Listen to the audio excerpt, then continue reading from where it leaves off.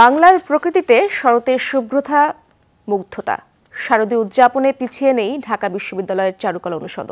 সকালে খোলা আকাশের নিচেই ছিল আয়োজন। নাচ গানের মিশেলে বকুলতলা হয়ে ওঠে উৎসব মঞ্চ। ছিল শিশুদের চিত্রাঙ্কন প্রতিযোগিতাও। দিনব্যাপী আয়োজন, তাই রঙিন সাজে পুরো প্রাঙ্গণ। কালার এক্সপার্ট, জর্জ স্যাপ এবং মাইল্ড অন হ্যান্ডস টেকনোলজি সমৃদ্ধ অরিক্স ক্রিস্টাল ওয়াশ আপনার লন্ড্রি এক্সপার্ট। মোহময়ী শারদের সুর সাথে মিশেছে তবলার মাদকতা।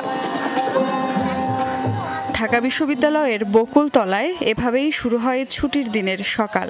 সত্যেন সেন শিল্পগোষ্ঠীর আয়োজনে চারুকলায় শরৎ উৎসব 1431।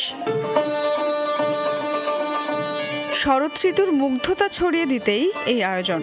সঙ্গীতের তালে তালে ছিল নাচের মোহনীয় পরিবেশনা। মঞ্চের নিচেই শিল্পীদের কলকাকলিতে মুখর প্রাঙ্গণ। আয়োজনে অংশ নিতে পেরে উচ্ছ্বসিত সবাই। আমরা ছোটরা আজকে নাচবো, আমার অনেক ভালো লাগছে। সবাইকে শরতের অনেক অনেক অনেক শুভেচ্ছা। নাচ করতে আসছি সকালবেলা, আর এইরকম একটা পরিবেশে খুবই ভালো লাগছে। অনেকদিন পর শো হচ্ছে, সবকিছু অফ ছিল, এখন সব মিলে আমাদের দারুণ অনুভূতি। এতদিন পর দেশকে স্বাভাবিক দেখতে পেরে আর এই শরৎকালে এত সুন্দর অনুষ্ঠান করতে পেরে খুব ভালো লাগছে।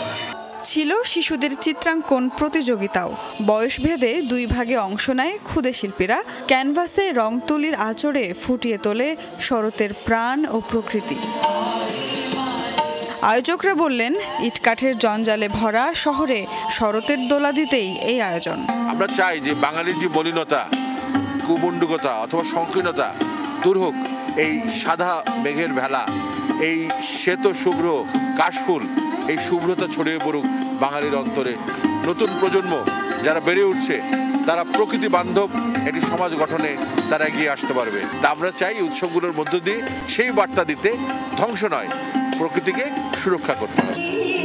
সময়ের পরিক্রমায় ঋতুর রূপে পরিবর্তন এসেছে। হারিয়ে যাচ্ছে পুরনো সেই পালতোলা নৌকা, সাদা কাশফুলের বিস্তীর্ণ মাঠ। তাই প্রকৃতিকে সাথে নিয়ে এগিয়ে যাওয়ার আহ্বান সংস্কৃতি প্রেমীদের। সুমাইয়া ঐশী, যমুনা নিউজ, ঢাকা।